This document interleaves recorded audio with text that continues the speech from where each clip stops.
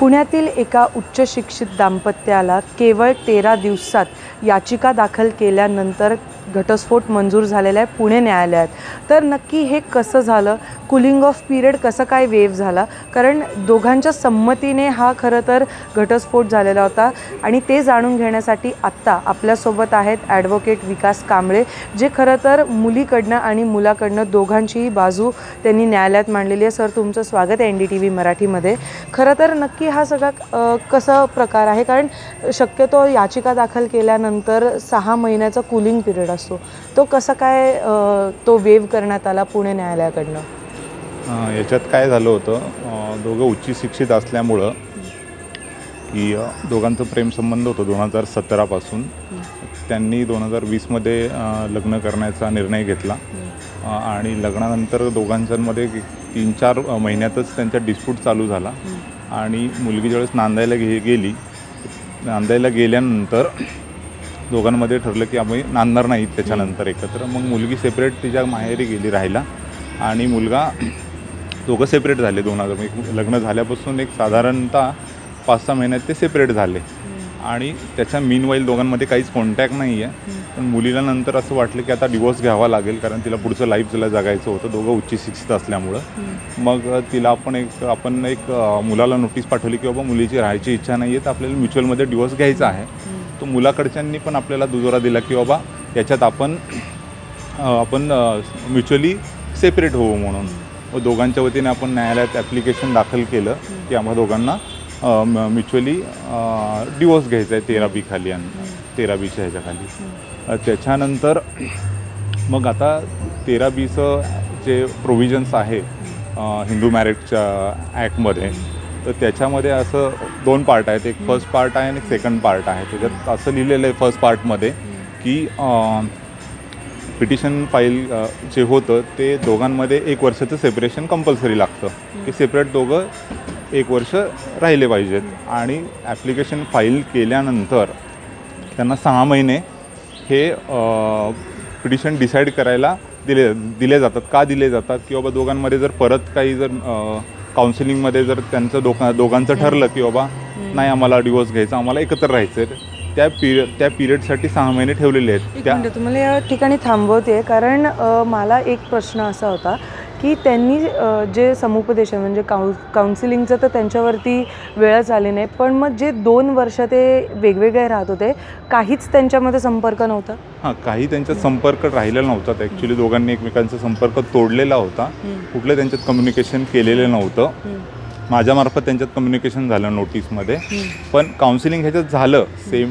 ज्यावेळेस आम्ही petition file केलं, पिटिशनला नंबर आल्यानंतर दोघांचं ज्या दिवशी 13वा दिवस होता पिटिशनचा, त्या दिवशी दोघांचं सेम डे काउन्सिलिंग केलं की तुम्ही ज्या कंडिशन ॲग्री केल्यात की सेपरेट व्हायचं, ॲल्युमिनीचं सोडून द्यायचा विषय किंवा त्यांना चाइल्ड नव्हतं, तर कंडिशन सगळ्या फुलफिल ऑलरेडी झालेल्या होत्या।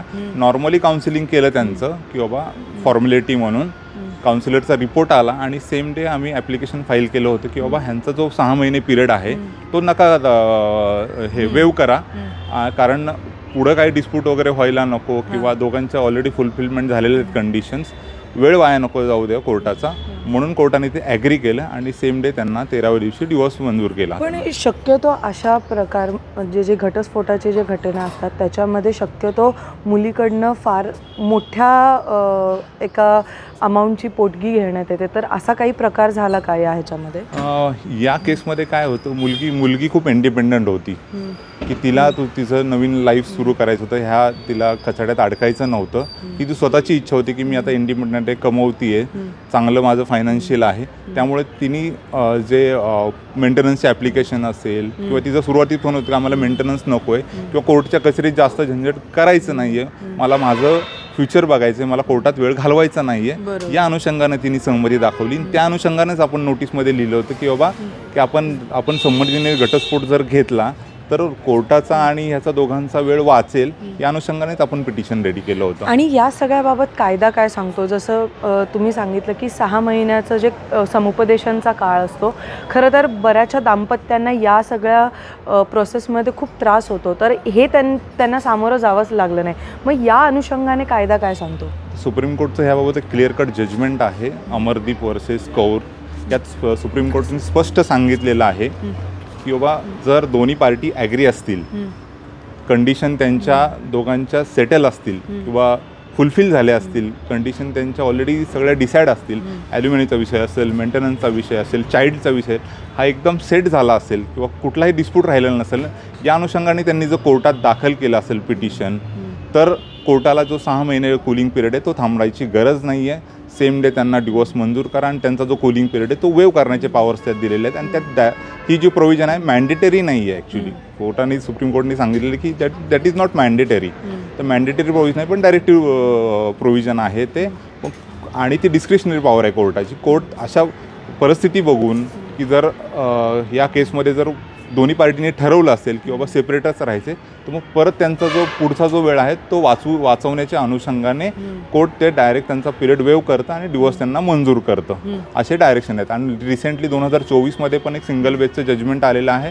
त्यात पण क्लिअर कट ह्या 13B सेक्शन पार्ट 1 आणि 2चा चांगला एलोबरेट केलेला आहे आणि एकदम स्पेसिफाईड केलेलं आहे की कधी करावा कूलिंग पिरियड वेव, कधी करू नये, कुठल्या पोझिशनला केला जातो, तर ह्याचं पूर्ण त्याच्यात ते लिहिलेलं आहे त्या जजमेंट. नक्कीच. आपण जसं बघितलं की बऱ्याचशा घटस्फोटाच्या केसेसमध्ये अनेक वर्ष दाम्पत्य काही ना काही कुठल्या ना कुठल्या कारणावरनं ते केस अनेक वर्ष चालू राहते न्यायालयामध्ये.